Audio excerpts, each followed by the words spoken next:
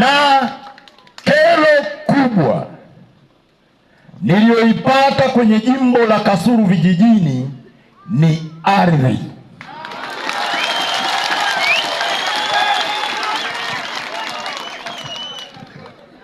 Na Mheshimiwa Naibu Waziri, kwa kweli ardhi ndiyo imebeba kura za Chama cha Mapinduzi. Ardhi ndizo zimebeba uhai wa chama chetu kwa Kasulu, na ardhi ndiyo imebeba hatima ya diwani na mbunge kwa jimbo la Kasulu vijijini. Na mimi kijana wenu niliwaahidi kwamba sitowaangusha, nitajitahidi kubweka mahali pa kubweka, nitajitahidi kunusa mahali pa kunusa, nitajitahidi mahali pa kung'ata au kukamata nikamate.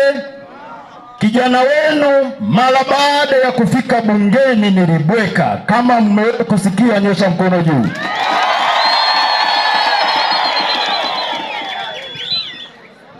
Na baada ya kubweka tu, mwenye nyumba ametoka na rungu na panga kuja kusikiliza mbwa wake anabwekea nini,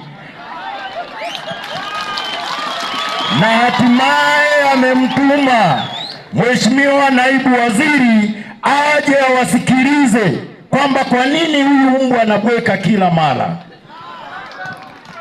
Mheshimiwa Naibu Waziri, wananchi hawa wanampenda rais wao, Rais Samia Suluhu Hassan, na wananchi hawa wanakipenda chama chao, Chama cha Mapinduzi, na wananchi hawa wanafahamu fika kazi na utu. Mheshimiwa Naibu Waziri, mimi nikuombe utusaidie kutekeleza hii kazi na utu kwa vitendo siku ya leo.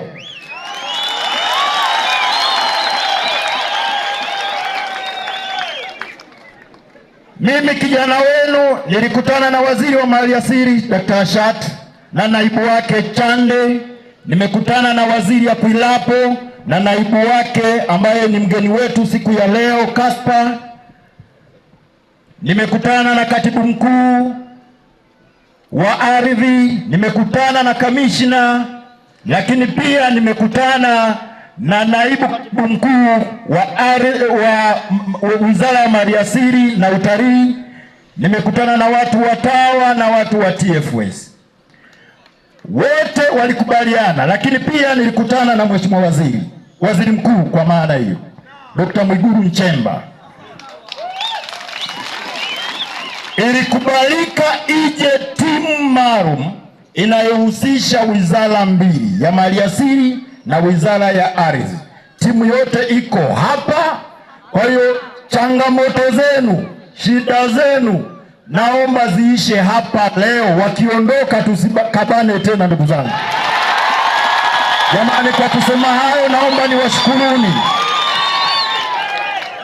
Asante.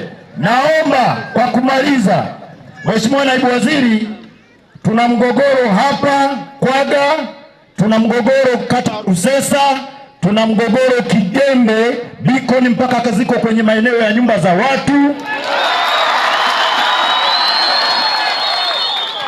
Mheshimiwa Naibu Waziri, tuna mgogoro kata ya Rungwe, mashamba na wao wanalalamika mipaka haiko sawa. Tuna mgogoro kata ya Sante Nyerere, tuna mgogoro kata ya Kurugongo.